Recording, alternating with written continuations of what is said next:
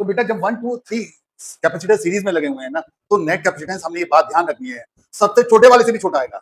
सबसे छोटा वाला कौन सा है बेटा? इनमें 1 है, यानी सबसे छोटे वाले यानी नेट कैपेसिटेंस 1 से भी कम आएगा। कभी जब हम एमसीक्यू करते हैं बेटा, ये बातें अगर हमें ध्यान होती हैं, तो गलती से अगर हमारी प्रैक्टिस में कुछ कमी रह जाती है, तो पता भी लग जाता है, हमारे दिमाग में कॉन्सेप्ट है ना कि नेट कैपेसिटेंस तो यार इतना आना चाहिए, इतना नहीं आना चाहिए, राइट? तो 1 से भी कम। अब देखते हैं बेटा, इसका एलसीएम क्या आया बच्चों? 6 आया, ये 6 आ गया, ये 3 आ गया, ये 2 आ गया, 11/6 आ गया। तो सी क्या आ गया बेटा? 6/11। और आप देख रहे हैं 6/11 इज लेस देन 1।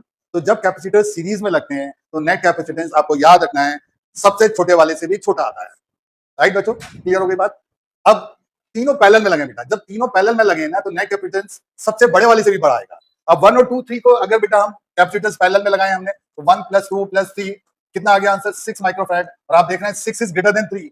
तो ये चीज अगर आपको बेटा याद है कि सीरीज में लगाते हैं तो नेट कैपेसिटेंस सबसे छोटे वाले से भी छोटा, पैरेलल में लगाते हैं तो नेट कैपेसिटेंस सबसे बड़े वाले से भी बड़ा आता है, राइट चिल्ड्रन? वो 6 आपको बता रहा है। अब देखो बेटा, अब इस फिगर पे आते हैं, इस वाली फिगर पे। इस वाली फिगर में आपको क्या दिख रहा है बेटा? देखो आप, सिंपल, वेरी सिंपल। 1 सीरीज में लगा हुआ है, 2 और 3 पैरेलल में है। 1 सीरीज में है, इसका मतलब नेट कैपेसिटेंस अभी भी 1 से कम आएगा।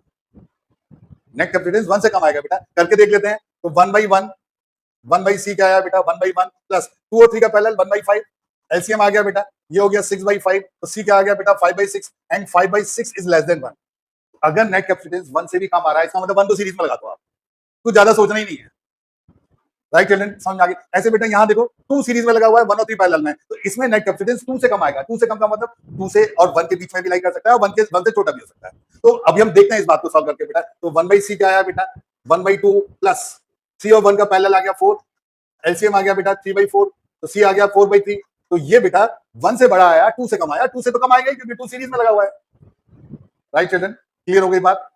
नेक्स्ट देखते हैं बेटा, यहाँ 3 सीरीज में लगा हुआ है, तो नेट कैपेसिटेंस 3 से कम आएगा। अब आप कैलकुलेट कर सकते हैं। तो नेट कैपेसिटेंस क्या है बेटा? 1/c is equal to 1/3 plus 1/3, 2/3।